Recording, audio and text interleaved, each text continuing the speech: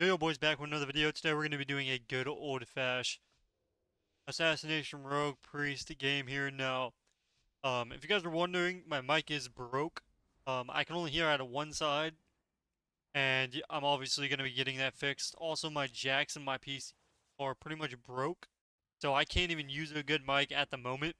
But if you guys have any suggestions of what mic I should get for YouTube and stuff like that, let me know down below, like the best one that I can get. Um, So the good thing about Priest now is you can actually death fears. Um, a while back you weren't able to do it. They actually nerfed it to where death didn't do enough damage to where it broke the fears. Now it does do it. It's been doing it for a little while now, but that's just a heads up. So you can death fears now, which is really nice.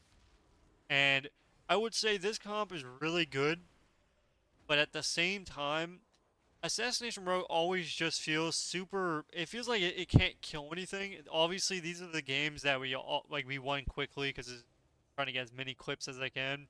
But in a long pacing game, you're gonna feel really just stuck. You're not able to pretty much do enough damage or pressure to do anything. And honestly, personally, I think they should nerf the silences. I think the silences are overwhelmingly just a lazy way to make the game. This guy ends up trying to root beam me, but he actually forgot the root. But pretty much what I'm trying to say here is I think they should buff the damage, but completely nerf the silences. The silences that are making Assassination Rogue good. Obviously, damage-wise on their burst and their opener, they're really strong. But overall, after you get past their burst and their opener, usually you're pretty much good until damp. But yeah, their silences with like a third-party teammate is just it is ridiculous. Again, I think it's a lazy way to make the class just being about garrote spamming. But, it's been like this for how long now? Who knows? Very long time. But, yeah, I would be fine if they just nerfed the silences, gave them a little bit more damage, like 5% buff on damage, and then just only have one silence. You should not be getting 3 times silence. It's just, that's just not fair. To me, at least. Because, if you're playing a 3v3 match, you're going in, silencing everybody off a stun while you're just able to burst them. I don't know. It's always felt just weird. It's like slobby. No skillfulness about it. You're just spamming it. But, let's get over with that. So, this comp is actually pretty good, honestly. We played it. Now, the only comp that we couldn't really beat, that we actually beat it at the end here, was Mistweaver and Warriors. Really, any Mistweaver. Mistweavers are insanely strong versus classes that don't have a ton of pressure. Again, Assassination Rogue in the opener, it's great, does a ton of damage, but off its burst, it doesn't really do anything. It's kind of just, as if people aren't stacking, then you don't do much damage. But you'll see during these videos that a lot of these people never see an Assassination Rogue in twos. I've only faced one or two in the last, 60, 80 games I've played. The only reason Assassination Rogue is viable is because you get people that end up stacking. Your worst enemy versus an Assassination Rogue is stacking. And you'll see here the priest is running towards the warrior, and right now they lose the game. So at this point in time, the game's over. They're literally stacked on each other. I have a full ultimate pendants going, and my guy's gonna have silences coming out. It's pretty much GG's. So again, stacking, you'll see every clip that they just completely stack up together, and you just can't do it. Here's a game where a lot of people really overestimate Druid. Druids are strong when it comes to kiting, but they're really weak. Anytime you face a Druid, you want to go the Druid.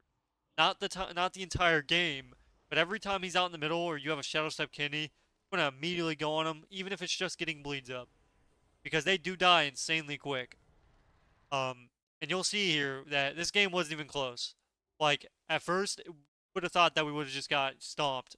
But you'll see during this, Warlocks are 10 times more likely not to die than a Druid is. And that's just the facts. And it's pretty insane. That's the only reason I'm not playing Regressive Druid. I think it's terrible. I think the class is... It does okay healing, but everybody has a purge. So your healing is just getting perma-purge.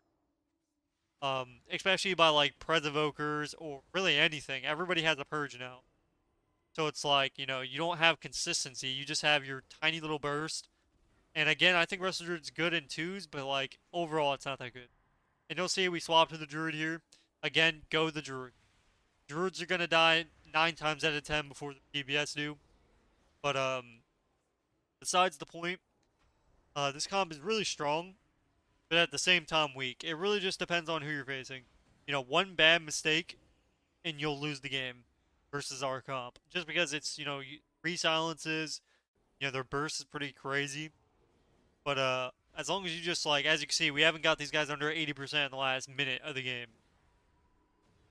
So we end up killing the Druid. 100-0. Again, we use ultimate penance on top of it, on top of silences, on top of cheap shots, just enough to kill him. And again, if we didn't kill him there, we probably would have lost the game. But thankfully, we ended up taking him out, and it was G. So for the next clip here, we are going to be doing. And by the way, this is a carry. Now this rogue does play really good. We actually went up to like 2100 MMR, but this was a carry. Like he was paying me some good old fashioned Goldiante. But this is the hunter that I faced last time when I was doing another carry yesterday. He ended up beating me, and we absolutely stomped these guys. It wasn't even close.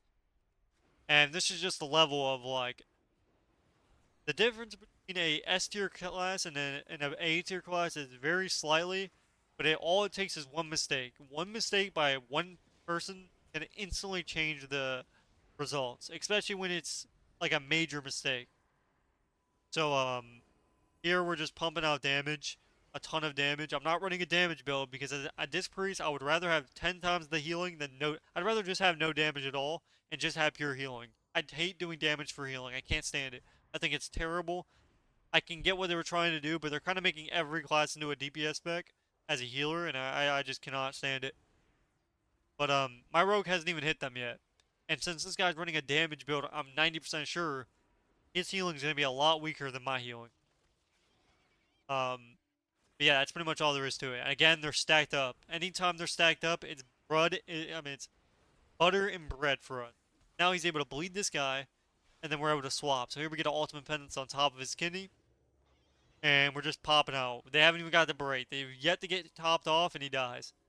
So again, when you're running a Disc Priest, don't run the damage build. It's not worth it. It's not good. So here we know that they're going to open. Anytime you face a Rogue Mage, the moment they open is the moment you're going to get, you know, hit on. So here we pre-dome their entire setup, so I don't have to click a single cooldown. So pretty much just had to click Rapture, whatever you want to call it, and Dome. Unfortunately for these guys, they don't really stand a chance. It's very rare that I lose to a Rogue Mage, especially if I have somebody that just clicks their buttons. Because Rogue Mage isn't good. It's not a good comp. It's terrible. I think it's one of the worst comps in the game right now. It just can't survive. It dies in like 2 goes. Like, with how many cooldowns people have nowadays, it's just not enough. You would need to be able to live 5 or 6 goes just to be able to have a chance. Unless you get like a lucky kill in the opener, obviously, but realistically, you're not just gonna kill somebody in the opener if they just use their buttons. But that's really all it comes down to. So here I pre-PS in case he tries to cheat me, and they end up running away, which gives me the perfect example. They were trying to wait for my PS, so the PS ended up being good. You may think, oh, that was a useless PS, but they couldn't actually open because they had to wait. So they had to run away instead of doing their go. And, you know, thankfully we ended up taking them out. I mean, I still had Trinket, PS, and Swap, and every other cooldown in the game, but you know what I'm trying to say. Another example of do not stack when you're placing this anything in general. As a warrior, Pharaoh Druid, Affliction Warlock, never stack. It's never good. This is the only Mistweaver team that we beat after like the first couple like lower rated ones.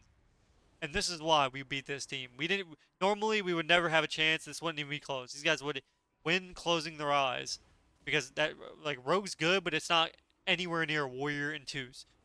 Best Twos classes are Warrior, Hunter, and that's about it. That's all you'll see. It's Warriors and Hunters.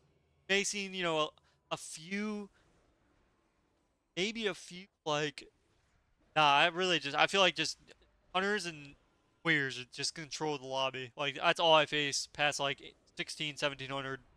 But as you can see, they're both stacking. Gives us the perfect example. This guy trinkets a fear into a kidney, and we win the game. So let me know what you guys want to see next in the next videos that are coming up tomorrow. But otherwise, it's been X, and I will see you guys in the next one. Make sure you check out my Patreon, which will be getting uploaded to consistently soon. Otherwise, it's been X, and peace.